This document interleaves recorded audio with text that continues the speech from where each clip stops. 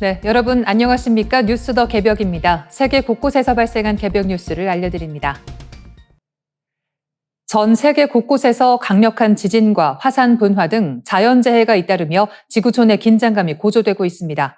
최근 며칠 사이에만 대륙과 해양을 가리지 않고 연쇄적인 강진이 발생했으며 화산이 우주에서도 관측될 만큼 강력하게 분화하여 인류의 안전을 위협하고 있습니다. 먼저 일본 수도권 강진 소식입니다. 지난 6월 16일 오후 7시 46분쯤 일본 이바라키현 남부를 진원으로 하는 규모 5.5의 지진이 발생했습니다. 쓰나미 우려는 없었으나 군마현과 사이타마현 일부 지역에서는 선반 위에 물건이 떨어지는 진도 5약의 강한 흔들림이 관측되었습니다. 도쿄 대부분 지역에서도 진도 3에서 4의 진동이 느껴져 주민들이 큰 불안에 떨었습니다. 당국은 앞으로 일주일 동안 비슷한 규모의 지진이 추가로 발생할 수 있다며 주민들에게 각별한 주의를 당부했습니다. 같은 날인 6월 16일 오후 5시 6분쯤에는 중국 서부 칭하이성 하이시 지역에서 규모 6.3의 강력한 지진이 발생했습니다.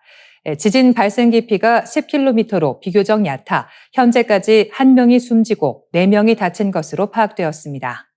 진앙 부근은 기업과 소금 호수가 밀집한 지역으로 지진 발생 직후 작업 인원들이 긴급 철수했으며 당국은 피해 상황을 정밀 조사 중입니다. 남태평양 인도네시아에서도 강진이 관측되었습니다. 한국 시간으로 6월 16일 낮 12시 27분 인도네시아 팔루 동남동쪽 47km 지역에서 규모 6.7의 강력한 지진이 발생했습니다. 지진의 발생 깊이는 10km로 파악되었으며 동남아시아 지각의 불안정한 움직임이 다시 한번 증명되었습니다. 해양에서도 지각 변동이 이어졌습니다. 6월 18일 오전 3시 56분에는 대서양 중앙해령의 바다 한가운데에서 규모 6.6의 강진이 발생했습니다. 대한민국 기상청 발표에 따르면 발생 깊이는 10km입니다. 내륙에 직접적인 타격은 없었으나 전 지구적인 지각 활동이 매우 활발해졌음을 보여주는 지표입니다. 마지막으로 태평양의 활화산 분화 소식입니다. 하와이 킬라우에아 화산이 지난 6월 14일 또다시 분화했습니다. 이번 분화는 우주에서도 생생하게 포착될 만큼 파괴적이었습니다. 미국 항공우주국의 기상위성 영상에 따르면 고온의 용암이 최고 210m 높이까지 거세게 치솟았으며 화산재 기둥이 약 7,600m 높이까지 치솟았습니다. 이번 분화는 약 7시간 30분 동안 이어졌으며 분화구 내부에서 3차례의 지진이 동반되어 과학계가 예의주시하고 있습니다. 영국 런던 서부의 한 상습 침수 지역이 콘크리트 구조물 대신 비버를 도입해 홍수 문제를 해결하면서 주목받고 있습니다. CNN 등 외신에 따르면 런던 서부 일링 자치구의 습지 보존 지역 파라다이스 필즈에서는 야생 비버들이 도심 습지를 복원하며 천연 홍수 조절자 역할을 하고 있는 것으로 확인됐습니다. 이 지역은 몇 년 전까지만 해도 폭우가 내릴 때마다 인근 도로와 지하철역까지 물에 잠기던 상습 침수 구역이었습니다. 지방 당국은 처음에 중장비를 동원해 콘크리트 저수지를 짓는 전통적인 토목 공사를 검토했습니다. 하지만 지역 환경 보호론자들의 제안에 따라 자연을 활용하는 방식, 이른바 비버 재도입 프로젝트를 선택했습니다. 영국에서 야생 비버는 모피와 고기, 향수 원료로 쓰인 사향 등을 얻으려는 인간의 사냥으로 약 400년 전 멸종됐습니다. 그러나 일링 비버 프로젝트 팀은 2023년 방치돼 있던 24에이커 규모의 부지에 야생 비버 5마리를 방사했습니다. 결과는 기대 이상이었습니다. 비버들은 강력한 이빨로 나뭇가지를 갉아 댐을 만들고 작은 수로들을 파기 시작했습니다. 그러자 지형은 물을 머금는 거대한 스펀지처럼 바뀌었습니다. 비버가 만든 천연 저수지는 폭우 때 물을 붙잡아 하류로 한꺼번에 흘러가는 양을 줄였고 침수 피해를 크게 낮췄습니다. 프로젝트를 이끄는 션 매코맥은 비버를 방사한 뒤 두 번째 겨울이 되자 이 지역에서 10년 만에 처음으로 홍수 피해가 전혀 발생하지 않았다고 밝혔습니다. 비버의 효과는 홍수 예방에만 그치지 않았습니다. 새로 조성된 습지는 가뭄 때 주변 토양에 수분을 공급하고 산불 확산을 막는 자연 방화벽 역할도 할 수 있습니다. 또 새와 나비, 박쥐, 민물새우, 물고기 등 다양한 생물이 다시 찾아오면서 생태계도 빠르게 회복되고 있습니다. 올 봄에는 새끼 비버까지 태어나 현재 개체 수는 8마리 이상으로 늘었습니다. 다만 우려도 있습니다. 전문가들은 비버가 강둑에 파놓은 굴에 가축이나 농기계가 빠질 수 있고 통제되지 않을 경우 농경지 침수로 이어질 수 있다고 지적합니다. 또 인간 생활권과 가까운 곳에서는 충분한 먹이와 안전한 공간, 비상대응 계획이 반드시 필요하다고 강조합니다. 그럼에도 이번 사례는 기후변화로 폭우와 가뭄이 잦아지는 시대에 자연을 활용한 해법이 도시에서도 가능하다는 점을 보여주고 있습니다. 콘크리트로 물을 막는 대신 사라졌던 동물을 되돌려 생태계 스스로 물길을 조절하게 한 실험이 새로운 도시 방제 모델로 떠오르고 있습니다. 인도양의 깊은 바다에서 일어나는 거대한 파동이 중국 양쯔강 유역의 여름철 대홍수와 연결돼 있다는 연구 결과가 나왔습니다. 더 나아가 이 현상이 우리나라 서해와 제주 연안 생태계에도 영향을 줄 수 있다는 분석입니다. 한국해양과학기술원 강동진 박사 연구팀은 서울대, 미국 해양대기청, 인도 열대기상연구소와 함께 최근 30여 년간 양쯔강 유역에서 여름철 대홍수가 잦아진 원인을 추적했습니다. 연구팀은 1960년부터 65년 동안 축적된 양쯔강 유량 자료와 해양, 대기 관측 자료를 분석한 결과 인도양 심층에서 발생하는 로스비 파동이 동아시아 강수 패턴에 큰 영향을 준다는 사실을 확인했습니다. 로스비 파동은 지구 자전의 영향으로 생기는 거대한 해양 파동입니다. 이 파동이 인도양을 지나가면서 차가운 심층 해수가 수면으로 올라오는 현상을 억제하고 그 결과 인도양 남서부 바닷물 온도가 비정상적으로 높아집니다. 따뜻해진 바다는 대기를 데우고 이는 북태평양 아열대 고기압을 강하게 만듭니다. 이렇게 강화된 고기압은 많은 양의 수증기를 중국 내륙으로 밀어넣어 양쯔강 유역의 집중호우와 홍수를 유발한다는 설명입니다. 연구진은 특히 로스비 파동의 이동속도 변화에 주목했습니다. 분석 결과 이 파동의 이동속도는 과거보다 약 70% 빨라졌습니다. 이 때문에 인도양 수온이 오르는 시기와 동아시아 장마철이 더 정확히 맞물리게 됐고 홍수 발생 가능성도 커졌다는 것입니다.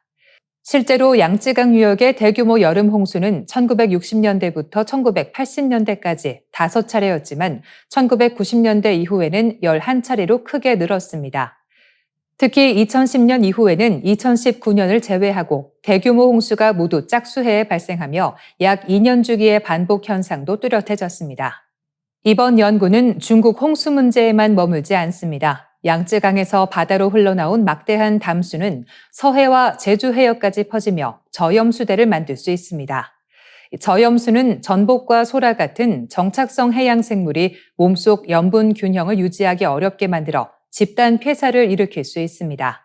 특히 저염수와 고수온이 동시에 나타나면 피해는 더 커질 수 있습니다. 키오스트 해양기후예측센터는 올 여름 우리나라 주변 해역의 수온이 평년보다 높을 것으로 전망했습니다. 연구진은 과거 국내 저염수 피해가 있었던 1996년, 2016년, 2024년이 모두 짝수해였다는 점에 주목하며 올해도 연안 양식장과 해양 생태계 피해에 대한 대비가 필요하다고 밝혔습니다. 강동진 박사는 인도양이라는 먼 바다의 작은 변화가 동아시아 기상이변으로 이어지는 과정을 규명했다며 이제 한반도 날씨는 한반도 주변만 봐서는 설명하기 어려운 시대가 됐다고 강조했습니다. 이번 연구 결과는 국제학술지 네이처 커뮤니케이션즈에 게재됐습니다. 중국 로켓군 창설 60주년을 앞두고 중국과 미국이 인도 태평양 지역에서 미사일 전력 과시에 나서고 있습니다. 중국 중앙방송 CCTV는 6월 20일 군사 프로그램을 통해 극초음속 탄도미사일 둥펑 17의 발사 훈련 영상을 처음으로 공개했습니다. 훈련은 중국 서북부 고비 사막에서 진행됐으며 로켓군의 실전 운용 능력과 신형 미사일 장비의 성능을 강조하는 방식으로 보도됐습니다. 중국 로켓군은 과거 제2포병으로 불렸던 핵 미사일 전력 운용 부대입니다. 1966년 창설된 뒤 2015년 로켓군으로 개편됐습니다. CCTV는 이번 훈련에서 복잡한 지형과 강한 전자기 간섭 상황에서도 독립작전 수행이 가능하다고 강조했습니다. 여러 차량에서 다수의 미사일을 동시에 발사하는 장면도 공개하며 생존성과 타격 효율을 동시에 높였다는 점을 부각했습니다. 가장 주목된 무기는 둥펑 17입니다. 2019년 중국 건국 70주년 열병식에서 처음 공개된 이 미사일은 세계 최초로 실전 배치된 극초음속 미사일로 알려져 있습니다. 최대 사거리는 1,500에서 2,000km 수준으로 추정됩니다. 대기권 가장자리 부근에서 활강하며 비행 궤적을 바꿀 수 있어 기존 미사일 방어망으로는 요격이 어렵다는 평가가 나옵니다. 중국 군사 전문가들은 둥펑 17과 둥펑 26 개량형이 활강 단계에서 방향을 바꾸며 이동 표적까지 공격할 수 있다고 설명했습니다. CCTV는 지난해 9월 실시된 대륙간 탄도미사일 시험 발사도 함께 언급했습니다. 이동식 발사대와 콜드런칭 방식으로 생존 능력을 높였다는 점을 강조한 것입니다. 일각에서는 이번 공개가 더 신형인 둥펑 27의 실전 배치 또는 양산을 암시한 것이라는 관측도 제기됐습니다. 이에 맞서 미국은 일본 규슈 남부 가고시마현 가노야 해상자위대 기지에 중거리 미사일 발사 체계인 타이폰을 배치합니다.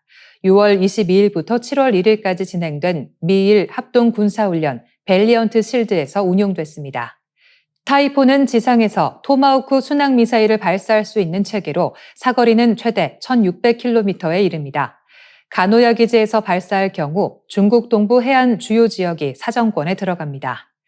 미국은 1987년 옛 소련과 체결한 중거리 핵 전력 조약 INF에 따라 지상 발사형 중거리 미사일을 보유하지 않았습니다. 그러나 트럼프 대통령 일기 당시인 2019년 INF 조약에서 탈퇴한 뒤 중거리 미사일 전력 재건에 나섰습니다. 반면 중국은 조약의 제약을 받지 않아 중거리 미사일 전력을 빠르게 늘려왔습니다. 일본 측은 이번 타이폰 배치가 상시 배치가 아니라 훈련 목적의 일시 배치라고 설명하고 있습니다. 그러나 필요할 때 즉시 전개할 수 있는 체계를 일본 안에 보관하는 것만으로도 중국에 대한 억제 효과가 있다는 평가가 나옵니다. 필리핀에서도 타이폰은 지난해 훈련 뒤 철수하지 않고 사실상 상시 배치 상태를 유지하고 있습니다. 중국은 극초음속 미사일을 공개하며 미국의 방어망 돌파 능력을 과시했고 미국은 일본과 필리핀을 거점으로 중거리 미사일망을 재구축하고 있습니다. 인도 태평양에서 벌어지는 미사일 경쟁은 단순한 무기 개발 경쟁을 넘어 향후 동아시아 안보 질서를 흔들 핵심 변수로 떠오르고 있습니다. 뉴스 더 개벽 여기서 마치겠습니다. 내일 이 시간 다시 찾아뵙겠습니다.